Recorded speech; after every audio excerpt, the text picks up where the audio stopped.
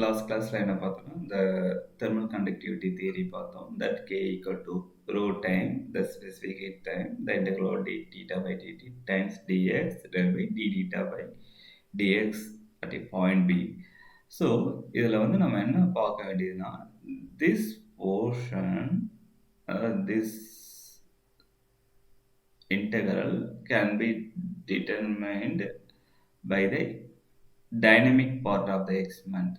So இதை நம்ம எப்படி கண்டுபிடிக்கலாம்னா the dynamic part of the experiment. So அப்புறம் இந்த d theta by dx எப்படி டிட்டர்மைன் பண்ணலாம்னா by the static part of the experiment.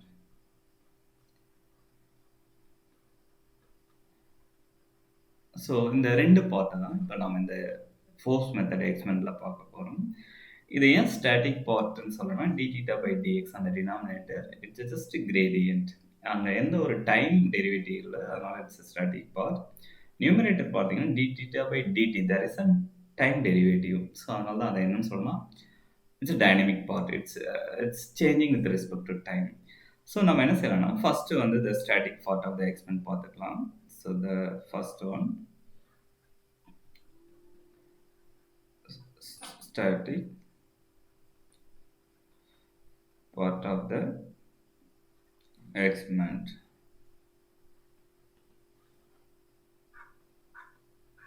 So static part of the experiment இதில் வந்து ஃபஸ்ட்டு டயக்ராம் ட்ரா பண்ணிக்கலாம். நீங்கள் என்ன செய்றீங்கன்னா ஒரு ராட் எடுத்துக்கோங்க ஆஃப் லென்த் எல். இந்த ராடில் என்னன்னா நிறைய ஒரு தொலை இருக்கும். இது வந்து என்னென்னா மெட்டல் ராட், நிறைய ஓட்டைகள் ஈக்குவல் இன்டர்வலில், அதாவது ஈக்குவல் டிஸ்டன்ஸில் இருக்கும்.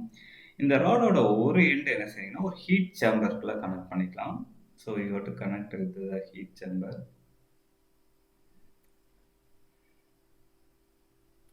மேபி இதில் வந்து என்னென்னா ஹீட் அவுட்லெட் இருக்கணும் இந்த ஹீட் சேம்பரில். இன்னொன்று என்னென்னா இட் ஹேஸ் அன் இன்லெட், ஏன்னா ஸ்டீமை வந்து உள்ளார அனுப்புவோம். இதுக்குள்ளார என்ன செய்யணும்னா we have to send the steam.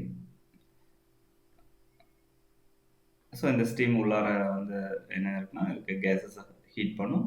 அப்படி ஸ்டீம் இங்கே இருக்க கேஸ் ஹீட் பண்ணும்போது இந்த எண்டு என்ன செய்யணும் ஹீட் ஆகும். அப்போ உங்களுக்கு ஃப்ளோ ஆஃப் ஹீட் எந்த டைரக்ஷன் இருக்குன்னா it will be on the metal rod from the left to right இருக்கும். அந்த ஸ்டீம் என்ன செய்யணும் இது வழியாக வெளியேறும். ரன் பண்ண அது என்ன செய்யணும் சைமல்டேனியஸ் ஹீட் பண்ணிகிட்டே இருக்கும். ரொம்ப நேரம் ஹீட் ஆகணும்னு it will reach a steady state. இந்த ராடில் என்ன இருக்குன்னா துளைகள் நிறைய இருக்கும். அதை என்ன செய்யணும் ஒவ்வொரு துளையிலையும் ஒவ்வொரு தெர்மாமீட்டர் வச்சுக்கணும். So you are just putting thermometer in the first hole, here it's in the second hole, here in the third hole, the fourth hole, fifth, the sixth hole. So இதுதான் என்னன்னா the thermometers. So இதெல்லாம் நம்ம என்ன சொல்லணும், it's called thermometers. இப்போ என்ன செய்யறோம்னா ஸ்டீமை கண்டினியூஸாக உள்ளார அனுப்பிட்டே இருக்கும். அது அந்த ராடு ஹீட் ஆகிட்டே இருக்கும். அப்போனா ஃப்ளோ ஆஃப் ஹீட்டு என்ன செய்யணும் லெஃப்ட் டு ரைட் இருக்கும். அப்போ என்ன செய்யணும் ஒவ்வொரு தெர்மாமீட்டர்லையும் what is a temperature each and every point on the rod அப்படின்னா அந்த ராடோட அந்த துளைகளோட டிஸ்டன்ஸ் என்னன்னு எடுத்துக்கிறேன்னா you can take from the this end. இதில் வந்து என்னென்னா the distance of the any rod it has to be taken as x. இது வந்து என்னன்னா x1 டிஸ்டன்ஸ்னா இது x2 டிஸ்டன்ஸ், இந்த thermometer x3, x4, x5, x6 அந்த மாதிரி அதோடைய டிஸ்டன்ஸை எடுத்துக்கிறோம். இப்போ என்ன செய்யணும் ஸ்டெடி ஸ்டேட் ரீச் ஆன பிறகு there is no variation in the temperature on the thermometer. அதுதான் நம்ம ஸ்டெடி ஸ்டேட்னு சொல்லுவோம். சப்போஸ் ரொம்ப நேரமாக நீங்கள் இந்த ஸ்டீம் அனுப்பிட்டே இருந்தீங்கன்னா உங்களுடைய ஃபர்ஸ்ட் தெர்மோமீட்டர் வந்து ஒரு 90 டிகிரி செல்சியஸ் காட்டுதுன்னு வச்சுங்க. இந்த 90 டிகிரினா இது வந்து என்னன்னா ஒரு 86 டிகிரி செல்சியஸ், இது வந்து என்னன்னா ஒரு 65 இந்த மாதிரி காட்டுச்சுன்னா அந்த தெர்மாமீட்டரோட டெம்பரேச்சர் எந்த ஒரு வேரியேஷன் இருக்காது, இட் வில் பி ஃபிக்ஸ்டு. அதுதான் ஸ்டெடி ஸ்டேட்னு சொல்லுவோம். இப்போ என்ன செய்யலாம்னா we can just put one table இருக்கலாம். இந்த டேபிள் இருக்கலாம் அப்படின்னா இந்த அப்சர்வேஷன் பார்த்துட்டு just you can put one table இருக்கலாம். எதுக்கு ஒரு டேபிள் இருக்கலாம் போலன்னா the distance versus ஏன்னா distance of the thermometer from the hot end, இது வந்து என்னன்னா hot end சொல்லுவோம். hot இது வந்து என்னன்னு சொல்லணும்னா கோல்டு என்னன்னு சொல்கிறோம். ஏன்னா ஹீட்டு இங்கே அதிகமாக இருக்கும். சோர்ஸில் இது உள்ளார இருக்கிறதால. இந்த ஹாட் எண்ட்லேருந்து ஒவ்வொரு தெர்மாமீட்டரோட டிஸ்டன்ஸ் வந்து என்னன்னா எக்ஸ். அதனுடைய டிஸ்டன்ஸ் என்னன்னா அப்சர்வ் பண்ணி மெஷர் பண்ணிக்கலாம். x1, x2, x3 எத்தனை ஹோல் இருக்கோ up to it will go up to that point. அப்புறம் டெம்பரேச்சர் ஆன் த தெர்மோமீட்டர். இது என்னன்னா temperature on the thermometer x1 பொசிஷனில் இருக்க இந்த தான் x1 வச்சுக்கலாம். x1 பொசிஷனில் ஃபர்ஸ்ட் தெர்மோமீட்டர் வச்சுக்கலாம். அந்த டெம்பரேச்சர் ரீடிங் வந்து θ1 வச்சுக்கலாம். இந்த செகண்ட் தெர்மோமீட்டர் θ2, θ3 இப்படி வச்சுக்கலாம். இதை என்ன செய்யலாம்னா இந்த டேபிள்ஸை நம்ம அப்சர்வ் பண்ண டேபிள்ஸை ஒரு பிளாட்டாக வரையலாம். You have to take the temperature θ and the y axis. இதனோட யூனிட் என்ன degree Celsius. The distance of the thermometer from the hot end, it will be taken as x. So அப்போனா ஒவ்வொரு பாயிண்டாக நீங்கள் இங்கே வச்சுட்டே இருந்தீங்கன்னா suppose at x1 the temperature will be high, at x2 maybe you can call this θ1, at x2 its a temperature will be θ2. So இந்த மாதிரி நீங்கள் பாயிண்ட்டை வச்சுக்கிட்டே அதாவது அந்த டேபிள்ஸில் இருக்க நம்ம அப்சர்வ் பண்ண ரிசல்ட்டை பிளாட் பண்ணிங்கன்னா இந்த மாதிரி உங்களுக்கு ஒரு கிராஃப் கிடைக்கும். So you got to just get this kind of graph. இதில் என்ன செய்கிறீங்கன்னா சப்போஸ் நம்ம எடுத்துக்கிட்ட பாயிண்ட் பி, ஏன்னா நம்ம are going to measure the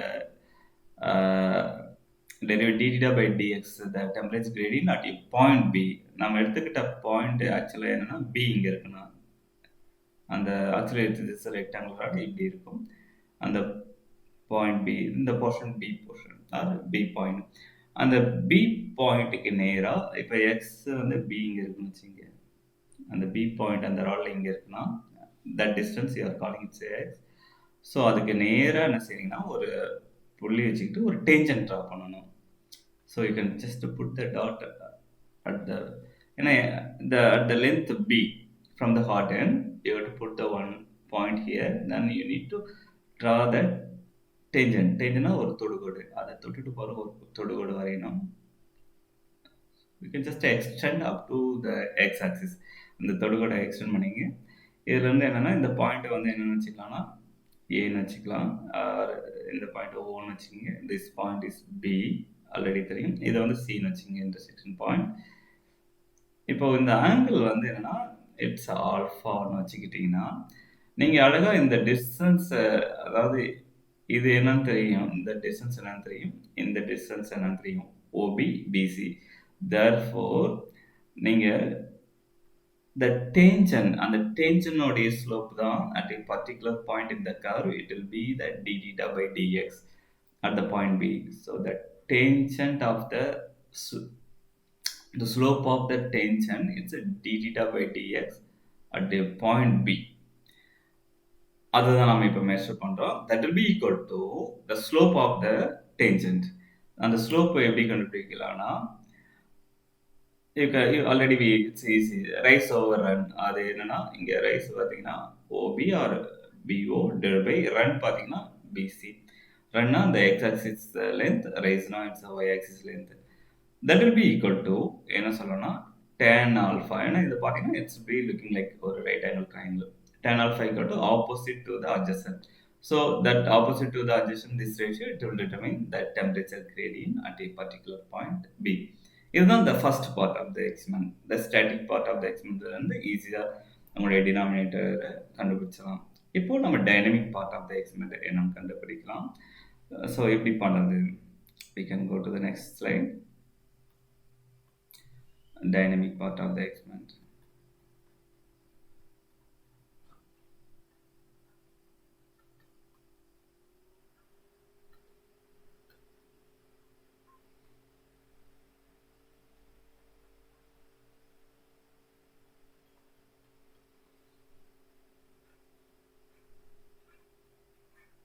So how you can determine the dynamic part of the experiment பார்த்தீங்கன்னா திரும்ப என்ன செய்யறோம்னா அந்த ராடை வந்து ஹீட் பண்ணிக்கிறோம் அப் to the steady state it has reached. அதாவது ஸ்டெடி ஸ்டேட் வர வரைக்கும் நம்ம முன்னாடி இருந்த கண்டிஷனுக்கே கொண்டு வந்துடுறோம். திரும்ப அந்த ராடை என்ன செய்யணும், ஹீட் பண்ணிட்டு அந்த ராடை தனியாக எடுத்துக்கிறோம். தனியாக எடுத்து இங்கே தொங்க விட்டுக்கிறோம். என்ன செய்யறோம்னா அந்த அதே ராடை தான் நிறைய ஹோல்ஸ் இருக்கும்.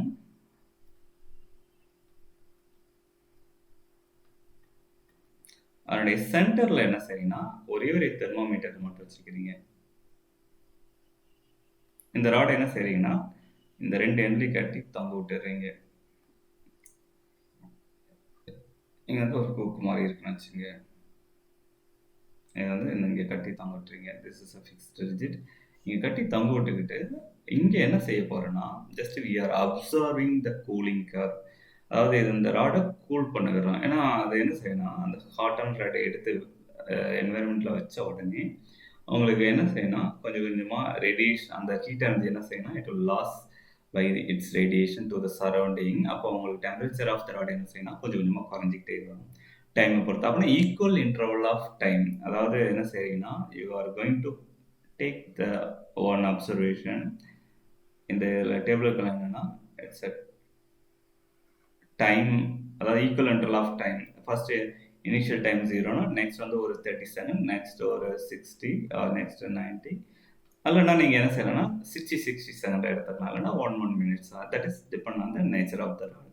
அந்த ராட் வந்து ரொம்ப ஸ்லோவாக ஹீட் லாஸ் பண்ணால் you can take the bigger interval of the time. அந்த ராட் குயிக்காக ஹீட்டை லாஸ் பண்ணுச்சுன்னா you can take the smaller interval of time. That's depend on the அப்படின்னா நீங்கள் என்ன செய்யறீங்கன்னா ஈக்குவல் இன்டர்வல் ஆஃப் டைம் பீரியடில் what is the temperature of that ராடுன்னு சென்டரில் கரெக்டாக அந்த தெர்மோமீட்டர் வச்சு மெஷர் பண்ணீங்க. ஸோ இதில் வந்து θ1, θ2, θ3 இந்த மாதிரி என்னென்னா அந்த ஈக்குவல் இன்டர்வல் ஆஃப் டைமில் மெஷர் பண்ணீங்க. இது என்ன செய்றீங்கன்னா, அந்த டேபிள் கலத்தை ஜஸ்ட் ஒரு பிளாட்டாக ஆக்கிக்கிறீங்க. ஸோ ஆக்சிஸில் டெம்பரேச்சர், எக்ஸ் ஆக்சிஸில் இட்ஸ் ஜஸ்ட் டைம். ஏன்னா ரெண்டு வேரியபிள் தான் இங்கே இருக்குது. So this is the measure in degree Celsius, this is measured in second. இப்போ இந்த மாதிரி அப்சர்வ் பண்ணிட்டு வரும்போது உங்களுக்கு என்ன கிடைக்குன்னா, இந்த மாதிரி ஒரு கூலிங் கர்வ் கிடைக்கும். Just this Newton law of cooling already நம்ம படிச்சிருப்போம். அந்த பாயிண்ட் எல்லாத்தையும் கனெக்ட் பண்ணிங்கன்னா you will get this kind of curve. அதாவது ஒவ்வொரு இங்கே ஈக்குவலண்ட் ஆஃப் டைமில் எந்த எவ்வளோ டெம்பரேச்சர் காமிச்சதுன்னு சொல்லிட்டு பாயிண்ட் வச்சுட்டு இருந்தீங்கன்னா you will get this kind of curve. இப்போது இதில் என்ன செய்ய போகிறோன்னா, நம்ம at a particular time there is a suppose நம்ம என்ன செய்யறோம்னா, ஒவ்வொரு டெம்பரேச்சர்லையும் நம்ம ஒரு at a particular time இதில் என்ன செய்ய போறோம், ஃபர்ஸ்ட் இங்கே ஒரு at θ1 we are going to fix the one point. இங்கே என்ன θ1 வச்சுங்க. இங்கே வந்து என்ன செய்ய போறோம்னா, ஒரு டேஞ்சன் ட்ரா பண்ண போகிறோம். இந்த இடத்துல ஒரு டேஞ்சன் ட்ரா பண்ணிட்டு you need to find the slope of this tangent that will determine at a particular point what is the temperature, the rate of cooling at θ1. அதுபோல θ2ங்கிற அந்த டெம்பரேச்சர்ல ஒரு பாயிண்ட் போட்டுக்கிறோம். ஸோ அதுக்கு ஒரு டேஞ்சரை நாம ட்ரா பண்றோம். அப்போ அதுக்கு ஒரு ஸ்லோப் கிடைக்கும். அந்த ஸ்லோப் தான் என்னன்னா dθ/dt at θ2. ஸோ அந்த மாதிரி ஒவ்வொரு டெம்பரேச்சர்லையும் நீங்கள் என்ன செய்யணும்னா, you have to show this point. Next third temperature θ3 இங்கே போட்டுங்க, θ4. அந்த மாதிரி ஒவ்வொரு டெம்பரேச்சர்லையும் நீங்கள் you have to draw this tangent. And then அந்த டேஞ்சனுக்கு ஸ்லோப்பை கண்டுபிடிச்சிங்கன்னா that will tells us the rate of cooling at the particular temperature. அப்படின்னா நமக்கு இன்னொரு கிராஃப் என்ன கிடைக்குன்னா, you got to just draw the first you have to make the tabular column for this observation. So இதில் இன்னொரு graph என்ன கிடைக்குன்னா, you got to just put the 3 column.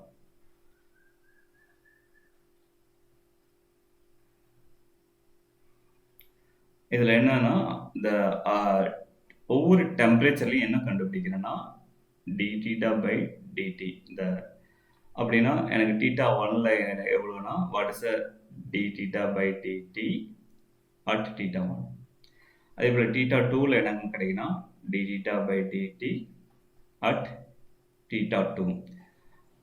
இந்த மாதிரி உங்களுக்கு என்னன்னா ஒவ்வொரு அந்த டெம்பரேச்சர் இங்கே பார்த்தீங்கன்னா அந்த டெம்பரேச்சர் தெரியும். அந்த டெம்பரேச்சரில் ஒவ்வொரு டெம்பரேச்சரையும் என்னென்னா டேஞ்சன் ட்ரா பண்ணி அதுக்கான ஸ்லோப்பு கண்டுபிடிச்சிடும். ஓகே, ரெண்டும் கிடைச்சிருச்சு. நெக்ஸ்ட் என்னன்னா ஒவ்வொரு θக்கும் நமக்கு இந்த static part of the experiment வந்து எவ்வளோ டிஸ்டன்ஸில் அந்த ஸ்டெடி ஸ்டேட்ல எவ்வளோ டிஸ்டன்ஸ்ல அந்த டெம்பரேச்சர் காட்டுதுன்னு மெஷர் பண்ணியிருப்போம். ஒவ்வொரு டீட்டாவும். நீங்க பாருங்க ஃபர்ஸ்ட் பார்ட் ஆஃப் த எக்ஸ்பெரிமெண்ட்ல இந்த டேபிள்குள்ள பார்த்தீங்கன்னா, ஒவ்வொரு டீட்டாவுக்கும் what is the distance of the position of the rod அந்த ஸ்டாட்டிக் பார்ட் ஆஃப் த எக்ஸ்பெரிமெண்ட்ல இருந்து. அப்படின்னா நம்ம என்ன செய்யறோம்னா, இந்த டேட்டாவை இதுல இருந்து எடுத்துக்கிறோம். இந்த டேபிள் காலத்துல இருந்து அப்பனா at θ1 we know the what is the distance here x1 வச்சுக்கலாம். இது வந்து ஜெனரலா டிஸ்டன்ஸ்.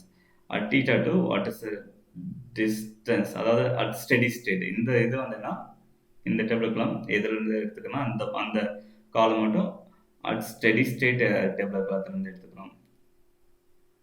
ஸ்டெடி ஸ்டேட் அந்த டேபிளர் வந்து எடுத்துக்கிறோம். ஒவ்வொரு θ1 what is the x1 θ2 what is the x2 x3ல θ3ல what is x3 so இங்கே என்ன மெஷர் பண்ணிருப்பேன் θ3 at θ3. ஸோ இந்த மாதிரி நீங்க என்ன செய்யலாம்னா இந்த லாஸ்ட் காலம் ஸ்டெடி ஸ்டேட்ல இருந்து எடுத்துக்கிறோம். இந்த சென்டர் காலம் எதுல இருந்து எடுத்துக்கிறோம்னா இந்த இந்த கூலிங் கர்வ்ல இருந்து எடுத்துக்கிறோம். இப்போ நாம என்ன செய்ய போறோம்னா இந்த ரெண்டுத்துக்கும் டேபிள் காலம் டிரா பண்ண போறோம். எப்படி டிரா பண்ணலாம்னா just you have to draw the dθ by dt at y axis. x axisல என்ன டிரா பண்றோம்னா just you have to draw the distance. அப்படின்னா உங்களுக்கு என்ன வரும்னா நம்ம யூஸ்வலா எந்த பாயிண்ட்ல இருந்து மெஷர் பண்ணணும்னா பிங்கிற பாயிண்ட்ல இருந்து மெஷர் பண்ணணும். சப்போஸ் இந்த பாயிண்ட் என்ன செய்றீங்கன்னா பின்னு வச்சுக்கிறீங்க. அந்த பில மெஷர் பண்ணும்போது உங்களுக்கு dθ by ஏன்னா ஸ்லோப் ரொம்ப அதிகமா இருக்கும். அதுக்கப்புறம் இந்த பில இருந்து ஒவ்வொரு பாயிண்டா நீங்க அதாவது இது பிங்கிற பாயிண்ட் x2ன்னு வச்சுக்கலாம். Suppose example x3 x4 x5 என்ன dθ by dtன்னு போட்டுட்டே வரீங்க. ஸோ உங்களுக்கு என்ன மாதிரி கிடைக்குன்னா இந்த மாதிரி ஒரு கர்வ் கிடைக்கும். அந்த கர்வ் என்ன செய்யுங்கன்னா just you to extend to this curve up to the x axis. So இந்த மாதிரி ஒரு கர்வ் ட்ரா பண்ணிருக்கீங்க. இது வந்து என்ன டிகிரி செல்சியஸ் பை செகண்ட். இது வந்து பார்த்தீங்கன்னா மீட்டர் மெஷர்ட் இன் மீட்டர். இப்போ இந்த ஏரியா ஆஃப் திஸ் கர்வ் இந்த ஏரியா தான் என்னன்னு சொல்லலாம் this area of this curve is called suppose up to from B to C up to C it is defined the integral over B to C and the area of this curve it is dθ by dt times the dx or the integral over dt by dt times dx it will tells us the whole area tells what is this integration value.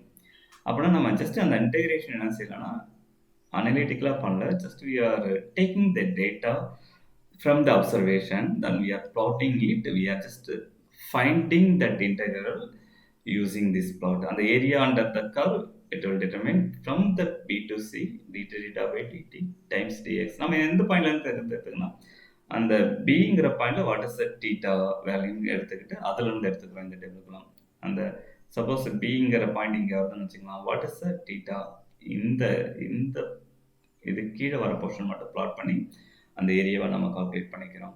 So அப்படின்னா எனக்கு என்ன தெரிஞ்சிச்சுன்னா இந்த dynamic part தெரிஞ்சிச்சு, அந்த முன்னாடி இதில் பார்த்தீங்கன்னா ஸ்டாட்டிக் பார்ட் தெரிஞ்சிச்சு. அப்படின்னா you can calculate what is the thermal conductivity of the absolute thermal conductivity of the metal. So therefore absolute thermal conductivity